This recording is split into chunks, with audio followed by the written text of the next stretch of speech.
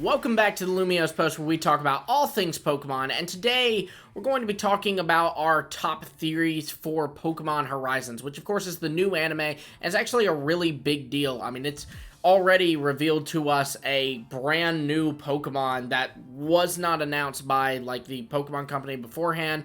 It's a Pokemon that we'll get to see in the upcoming DLC, but it was revealed in the anime, not in a DLC trailer. So it's a really big deal, and I think it could explain more about the Pokemon world to us, perhaps maybe even in a bigger way than the previous anime did. And so we're going to be talking about some theories that we have just from the first two episodes.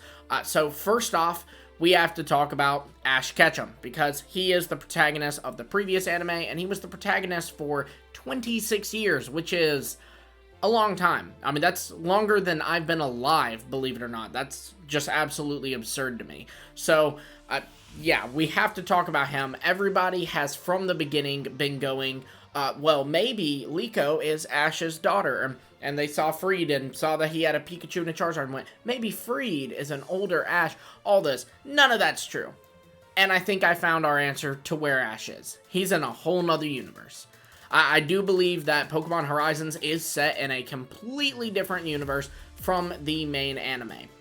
Now, the reason I think this is primarily because when Freed is battling Amicio, he uses his Captain Pikachu, and Amicio uses Surledge, and when Amicio sees Freed's Pikachu, he goes, "You're using a Pikachu? Are you toying with me?" Like, basically saying, a Pikachu? Really? That's not a strong Pokemon. I imagine if they were in the same universe as Ash Ketchum, they'd be well aware that the current world champion's ace is a Pikachu. And yet, clearly this is not the case, so I think this is kind of concrete that Ash is in another universe. He will not be appearing on the show. And frankly, I think that's really good, to be honest. That provides so much more creative liberty with this show, that it's not a sequel, but in fact just a whole nother universe, a whole separate thing. Because when you have a sequel show, people come to expect certain things. Like, people expect, okay, we have to see Ash at some point. And, this kind of allows them to be able to tell a new story without having to cater to that fan service and show, here's Ash, yes, we know you want to see him, there he is, look, oh, look at that, his Bulbasaur evolved, yeah, yay, it's nice that they're able to tell their own story, so I do think that's for the best, but yeah, Ash, whole nother universe. Now, the next theory that I have is that Liko may be Heath's great-granddaughter. We know that Liko has this pendant, and this was given to her by her grandmother. It's referred several times throughout the thing as her grandmother's pendant. And Liko, this pendant that she has, is actually a Pokemon. It is shown to be able to turn into what looks like a pre-evolution or some kind of Pokemon related to the legendary Pokemon Terapagos, which we know from the games is responsible for the terastallization phenomenon, perhaps maybe even Paradox Pokemon, and is just very, very powerful, and we'll get to see more of him in the Indigo Disc DLC. But it seems that Liko just has one around her neck. Now, why is this? How could this be? Clearly, this crystal probably is originating from Area Zero in Paldea, and we know Liko's family does live in Paldea. Liko is from Paldea, so I imagine that this pendant was indeed found in Area Zero, specifically by Heath, as Heath, we know from the games, was the first person to actually go down and explore Area Zero with his expedition team. So I imagine Heath picked up this pendant to give her to his daughter that he had back home, outside of the crater, and he gives it to her, and it becomes a treasured family heirloom, and it ends up getting passed down to Liko. This would also explain why Liko is so well known.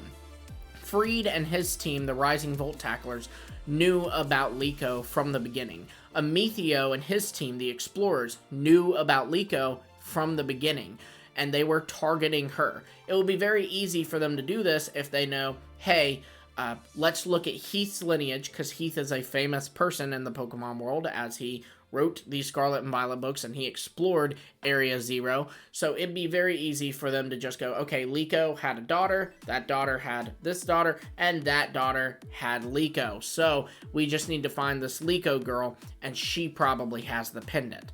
You know, that would be really easy. That would make sense to how they know who Liko is, because she is the descendant of someone who is really, really famous. Now, for this last theory, we have that Liko will be able to terrestrialize her Pokemon, which right now is just Sprigatito, but I imagine she'll catch more, with her pendant. Now, this is where we kind of tie into the games and we look at some rumors about the upcoming DLC. It's been rumored for a while that we will see new terraforms in DLC, like special terraforms. Think about how terrestrialization can be done by any Pokemon, Dynamax can be done by any Pokemon, but Gigantamax can be done only by certain Pokemon where they take on a different form. Like, yeah, my Pikachu can Dynamax, but it can also Gigantamax, whereas my Raichu could only Dynamax.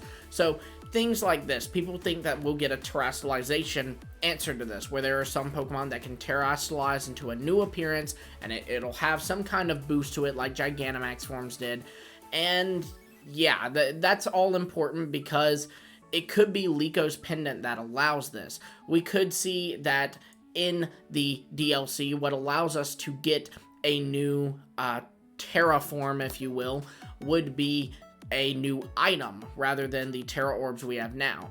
And this new item could be Liko's pendant. Perhaps Liko's pendant in the anime will be how she terrestrializes her own Sprigatito, and maybe even, because given that Sprigatito is one of the Pendant starters, it is a prime candidate for a Pokemon that could receive a special Terra form.